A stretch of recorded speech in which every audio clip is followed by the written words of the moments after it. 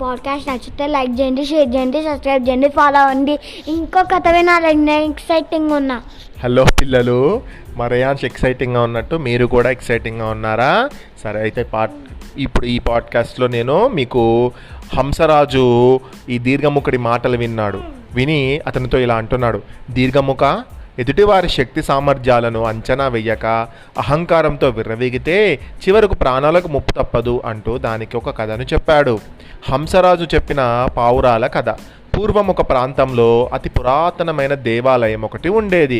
ఆ దేవాలయం వద్ద ఎన్నో పక్షులతో పాటు ఒక పావురాల జంట కూడా నివసిస్తుండేది.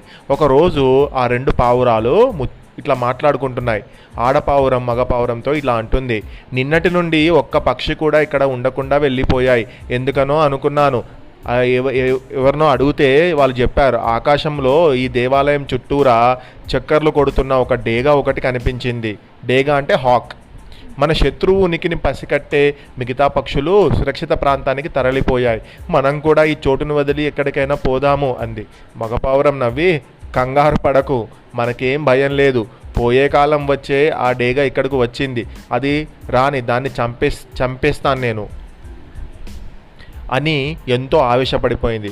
వద్దొద్దు, అది మనకు శత్రువు మాత్రమే కాదు, మనకంటే 10 రెట్లు బలమైనది. దానితో తలపడడం అంటే ప్రాణాలపై ఆశోదలుకున్నట్లే అంటూ బాధపడింది ఆడపావురం. నీదంతా అనవసర భయం, అది మన జాతిదే, అది కూడా ఒక పక్షే కదా. దానికి వాడి అయిన ముక్కు ఉంటే మనకీ ఉంది, పదునైన గోళ్ళు దానికి ఉంటే మనకీ ఉన్నాయి. అది ముక్కుతో మనల్ని పొడిస్తే మనం దాన్ని పొడుస్తాం, దానికి రక్తం వస్తుంది అంటూ చెప్పింది మగపావురం గర్వంగా. ఆడపావురం మౌనంగా ఉండిపోయింది. మర్నాడు మగపావురం గూడు వదిలి బయటకు వచ్చింది. ఆకాశంలో చక్కర్లు కొడుతున్న డేగ పావురాన్ని చూడగానే రివ్వుమంటూ దూసుకొచ్చి దాన్ని తన్నుకుపోయింది.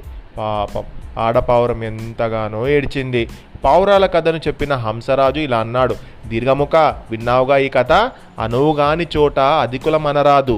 అలా అంటే అది ప్రాణాలకే ముప్పు. అలాగే సమయానుకూలంగా మాట్లాడడం ఎవ్వరికైనా ఎంతో మేలు. ఎప్పుడు మాట్లాడవాలి, ఎప్పుడు మాట్లాడకూడదు అన్న సంగతి తెలిసిన వాడు పులివేషం వేసిన గాడిదలాగా ప్రాణాలకు ముప్పు తెచ్చుకుంటాడు అంటూ ఆ కథను కూడా చెప్పాడు.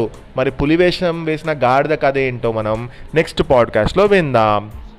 ఈ కథను దీర్ఘముఖుడికి హంసరాజు చెప్తున్నాడు. పులివేషం వేసిన గాడిద కథ, అది నెక్స్ట్ పాడ్కాస్ట్లో విందాం.